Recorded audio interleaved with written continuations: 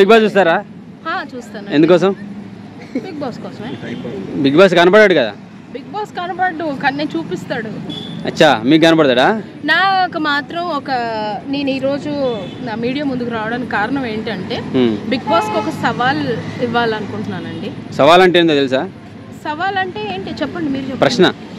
సవాల్ ప్రశ్న కన్నా కూడా ఎక్కువే. ఇంకెక్కువ. ఓకే, వేయండి సవాల్ వేయండి. అయితే ఏమంటారు దాన్ని?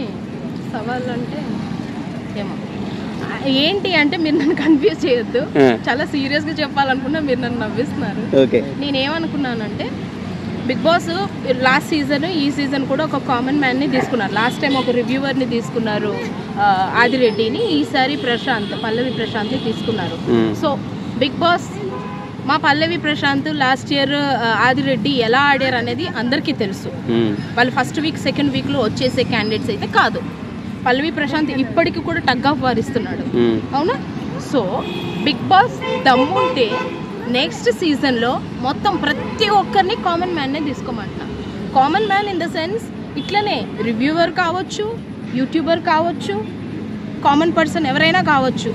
కొంచెం ఇట్లా ఎవరైతే పల్లవి ప్రశాంత్ ఆదిరెడ్డి లాగా కొంచెం ఫేమ్ ఉన్న వాళ్ళని కామన్ పర్సన్స్నే తీసుకొని బిగ్ బాస్ ఇట్లనే నడిపించగలవా అని నేను సవాల్ విసిరాలనుకుంటున్నాను.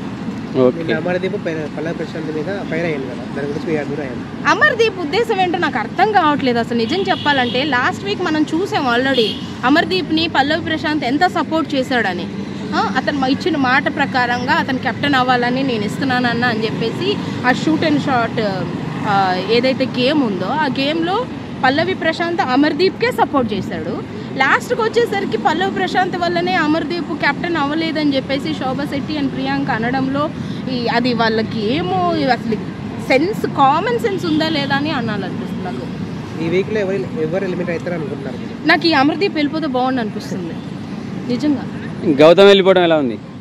గౌతమ్ వెళ్ళిపోవడం పెద్దగా ఏమనిపించలేదు, ఎందుకంటే ఆల్రెడీ వెళ్ళిపోయాడు అన్న ఫీలింగ్లోనే ఉన్నాను. ఎందుకంటే అబ్బాయి ఎప్పుడైతే వెళ్ళి లోపలికి వచ్చాడో ఆ తర్వాత పెద్దగా ఏం ఆడలేదు, అంతకు ముందు కన్నా కూడా డౌన్ అయిపోయాడు.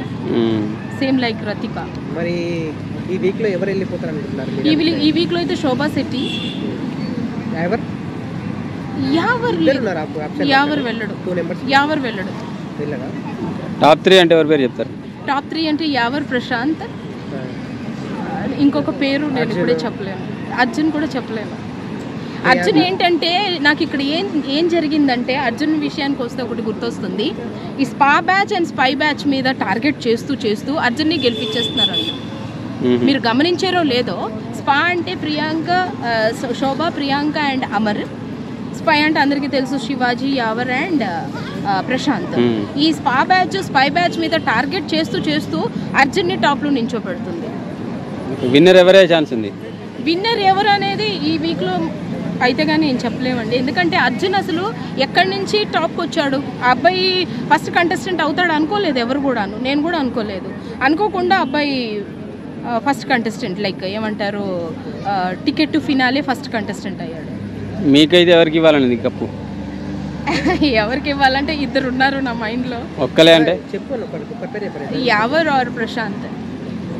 యావర్ ఎందుకంటే వితౌట్ నోయింగ్ ద లాంగ్వేజ్ ఇన్ని రోజులు సర్వైవ్ అయ్యి ప్రతి గేమ్ జెన్యున్గా ఆడి, ఒకవేళ నాది జెన్యున్ లేదు అన్నప్పుడు తనకు వచ్చినది ఏదైతే ఎవిక్షన్ పాస్ ఉందో అది ఇచ్చేసేసి అబ్బాయి నేను ఫేక్ ఆడను, ఫౌల్ ఆడను అని.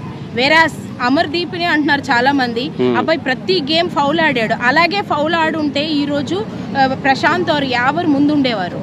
ఈ అబ్బాయి కరెక్ట్గా ఆడుంటే ఈ ప్లేస్ వరకు కూడా వచ్చుండేవాడు కాదు అనేది నా ఇంటెన్షన్. Okay, thank you.